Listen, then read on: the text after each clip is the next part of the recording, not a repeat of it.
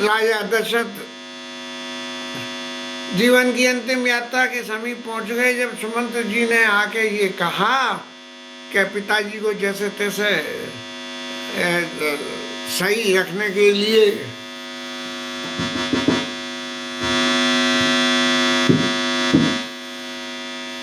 पिताजी इसी तरह से सही रखें, वो काम सारे प्रवासियों को, माताओं को और पूरे मंत्रिमंडल सबको ये काम करना है। ये संदेश राजा दशरथ के पास पहुंचा। लक्ष्मण जी के कहे हुए वचन भी पहुंचे, सीता मैया की करी हुई विनय नहीं पहुंची। तब जो है राजा को ये अपने चित्त में आया कि अब मेरे जीवन का वो समय आ गया जब मेरे को इस शरीर की ममता को छोड़नी पड़ेगी। आत्मा तो अमर है और शरीर है नाशवान है, तो ये शरीर छोड़ना पड़ेगा और कुछ नहीं है। क्यों कि जिनके राम जी जैसे पुत्र हों तो उसके लिए शरीर का तो मायना कोई रखता ही नहीं है। उसके लिए तो मायना तो वो है जो आत्मा और परमात्मा का जो संबंध है वो सबसे बड़ा है।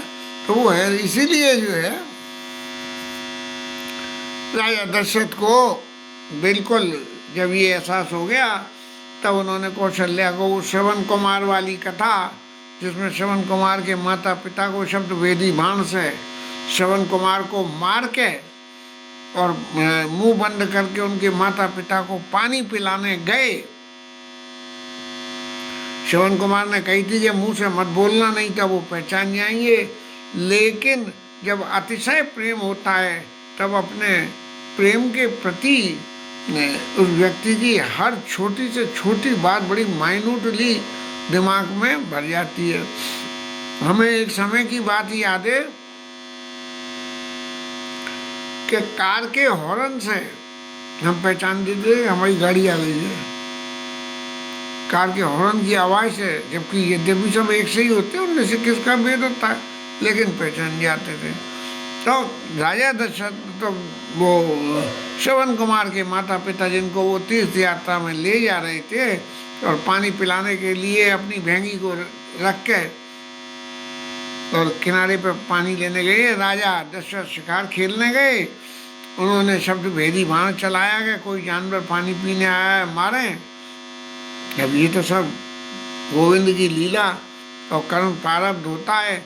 अब किसी न किसी जन्म में राजा मनु को जाकर भगवान के आशीर्वाद से दशरथ बनना पड़ा और दशरथ बने तो बनने के बाद उनको थोड़ा सा उनके श्रवण कुमार के माता पिता का शाप भी लगा कि जिस तरह से बिना पुत्र के हमारी मृत्यु हो रही है ऐसे ही तुम्हारी भी मृत्यु तब होगी जब तुम्हारा कोई पुत्र तुम्हारे पास में नहीं होगा।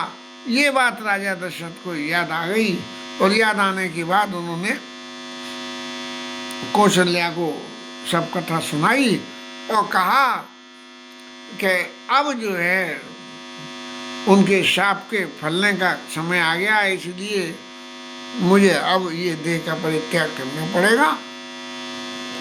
और कहा कि सो तनु राखी कर्म में कहा जीन प्रेम पन और निभा।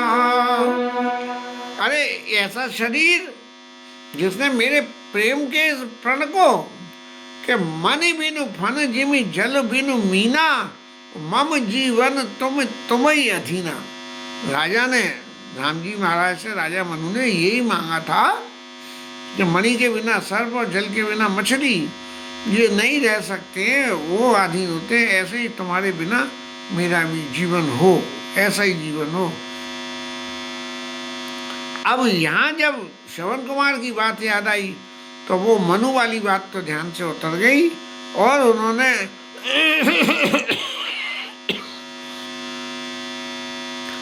ये कहा कि सोतन राग कर्म में कहा, जय न प्रेमपन मोर निभा। राम जी के प्रति जो चित्त में प्रेम था, यदि उसका निर्वाह मैं नहीं कर पाया और कैकेयी के प्रेम में पड़ के उनको वन में भेज दिया, तब इस शरीर को रखने से कोई फायदा नहीं है। और 6 दफे राम राम कही, राम कही, राम राम कही, राम 6 दफे कही। तनु परि हरि रघुवर बिरह, राउ गयऊ धाम। राजा दशरथ ने शरीर का परित्याग करके वो तो चले गए। अब जैसा होता है लोकाचार में, सब लोगों को खबर पहुंच गई, सब लोग आए, वशिष्ठ जी महाराज आए और उन्होंने सब लोगों के शोक को समाधान करने के लिए कुछ बातें वहाँ लोगों के सामने रखी कि देखो राम जी जैसे पुत्र प्राप्त करे इससे बड़ा कोई पुण्य नहीं, और राम जी से बिछो होते ही शरीर का परित्याग कर दिया, इससे बड़ा दूसरा कोई पुण्य नहीं। और हम तो सब लोग काय के लिए रो रहे हैं कि भाई राजा दशरथ थे, उनका राज्य शासन था, ऐसा था, माताओं की स्थिति, पुरजनों परजनों की, ये सारी स्त्रियों की, लेकिन इन सब बातों का कोई ऐसा सीधा अर्थ नहीं होता है कि हम उनके लिए शोक करें। क्योंकि तात राव ने सोचा जो वो बिड़ई सुखत जिस कीने हुए वो, और क्या है, जिए तुम्हारा सकल फल पाए और अंत अमर पति शरण से आए। आप इंद्र महाराज के दरबार को, अमरपतियों के, देवताओं के, भगवान के महाराज के दरबार को जो है राम जी महाराज पहुंच गए। इसलिए आप जो है कोई, अब यहाँ कोई जाता तो लौकिक जगत में तो कहीं भी जाता हो, उसके नाम के संग में स्वर्ग ही लिख दिया जाता है कि वो स्वर्ग ही जाए, चाहे उसका आचरण कैसा भी रहा हो। गुरु जी महाराज ने लोगों को बुला के दूतों से भरत जी के पास में समाचार भेजा कि बस कुछ मत कहना, सिर्फ एक ही बात कहना कि गुरु जी ने बुलाया है। प्रश्न ये उठता है कि उनको इस बात की सूचना देने से क्या कुछ घाटा हो जाता? निश्चित रूप से, क्यों कि जब राजा किसी बात के लिए कैपेबल नहीं होता है और राजा किसी बात के लिए कैपेबल जब नहीं होता है, तब राजा के मंत्री और राजगुरु इनको अधिकार होता है कि वो राजा की अनुपस्थिति में ड्रेस्टिक एक्शंस ले सकें। तो अब उन्होंने कही कि अगर हम ये खबर भेज दें कि राजा दशरथ प्राप्ति हो गए तो होगा क्या कि आजू बाजू के कहीं कोई और लग्गा तग्गा होंगे, वो और हमला करना शुरू कर देंगे। इसलिए किसी से भी ये जिक्र मत करना कि राजा का शरीर छूट गया है। इसी लौकिक परंपरा को निर्वाह करते हुए किसी के घर में कोई ऐसा उत्पात हो जाए कि कोई शरीर छोड़ गया अचानक, तो कहते हैं जल्दी आ जाओ बस। बोले भाई क्या बात है? बोले बस जल्दी आ जाओ, देर मत करना। ऐसी बातें कहते हैं।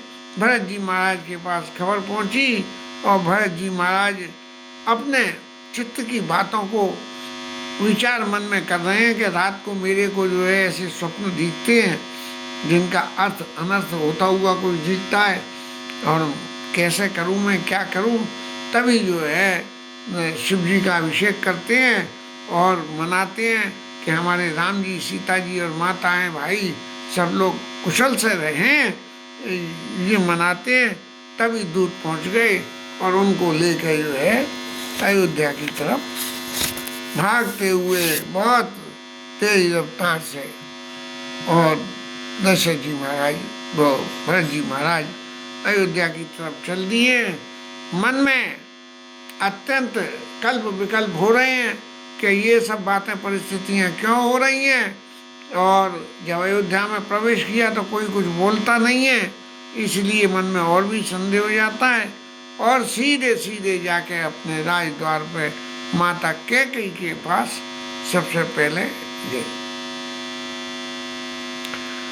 प्रश्न एक ये भी होता है कि भाई कौशल्या के पास क्यों नहीं गए, वो बड़ी रानी थी, ये छोटी है, तो वहाँ जाना चाहिए था या पिताजी के पास जाना चाहिए था। तो चूंकि पिताजी का विशिष्ट स्नेह कैकेयी के संग में था, इसलिए पिताजी वहीं होंगे ऐसा समझ के भरत जी महाराज वहाँ पहुँच गए। गुरु जी ने सब समाचार उन्हें दिए, नहीं उसने कैकेयी ने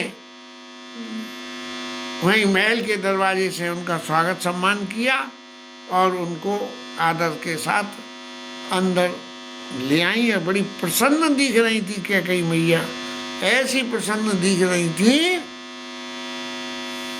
कि जैसे पता नहीं कितना बड़ा मोर्चा मैदान उन्होंने जीत लिया हो। और भरत जी महाराज ने जब ये देखा कि भाई और तो सब लोग रोहन पिट्टन जैसी शक्ल वाले हैं, जी सही हैं, तब उन्होंने उनसे पूछी कि क्या माता जी क्या बात है। तो तात बात में सकल समारी, हर वे मंथरा सहाय विचारी। मैंने सबरा काम साध लिया था, बड़ी सूक्ष्म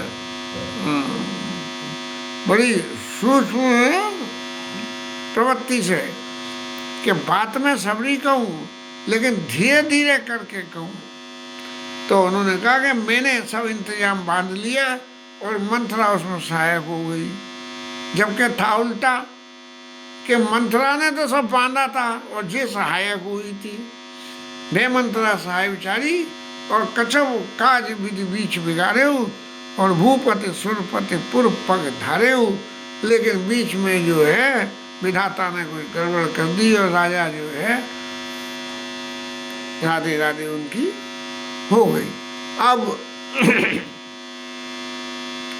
भरत जी महाराज ने जब ये सुना तो उनके चित्त में अत्यंत क्षोभ पैदा हुआ। और सबसे पहली बात जो भरत जी महाराज ने कही है, तात न रामेऊ सौंपेऊ मोई।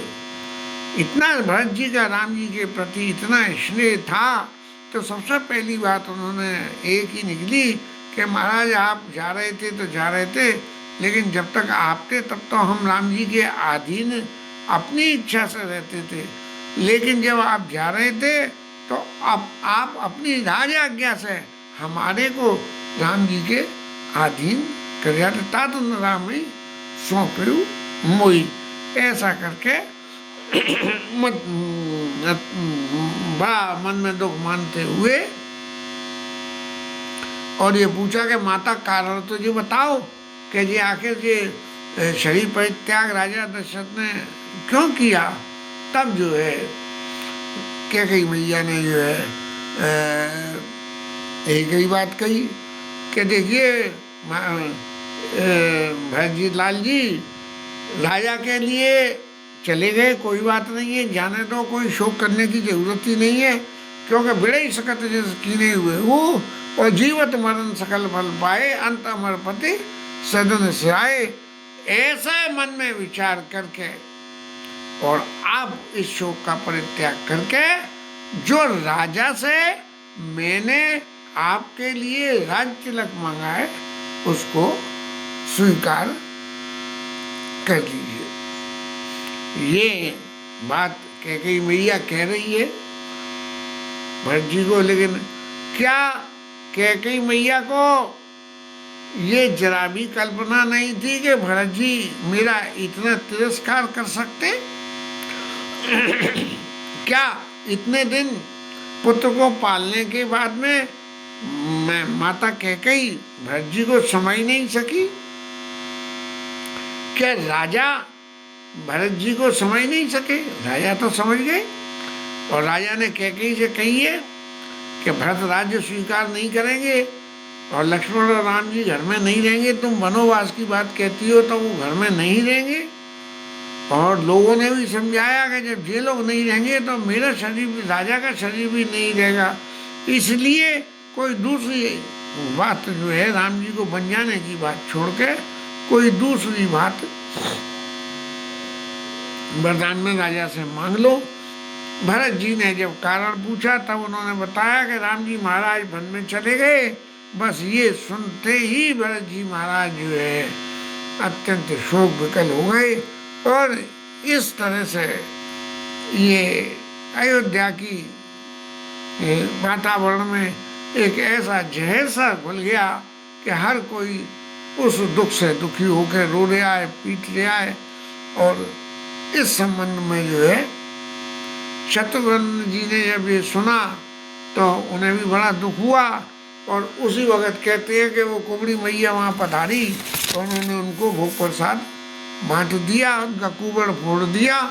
बोले कि ले तेने जितना बढ़िया करा था उसका उतना बढ़िया फल उसको मिल गया। तब जो है भरत जी महाराज ने कही कि अब ये माँ मेरी जन्मधात्री कहलाने लायक नहीं है। जिसने मुझको मेरे प्राण प्रियतम राम जी से अलग कर दिया, मैं ऐसी माँ के संग इसके माँ का पुत्र कहला के मैं क्या करूँगा। तो ये जो है ऐसा करके भरत जी महाराज ने, क्योंकि इनसे संतों से सुना कि कौशल्या और कैकेयी ने पुत्रों की अदला बदली कर दी। अपनी कौशल्या मैया ने अपनी ममता सारी भरत जी को दी, और भरत जी ने अपने और कैकेयी ने अपनी ममता राम जी महाराज को दी। और ये भी कहते हैं कि जो कनक भवन है वो जब विवाह होने का नंबर आया तब वो कनक भवन भरत जी के लिए बनवाया गया था। अभी भी जो वहाँ है कनक भवन अयोध्या में, कनक बिहारी ठाकुर विराजमान है। तो लेकिन विवाह के बाद वो कनक भवन राम जी को और सीता जी को दिया गया, इतना स्नेह था।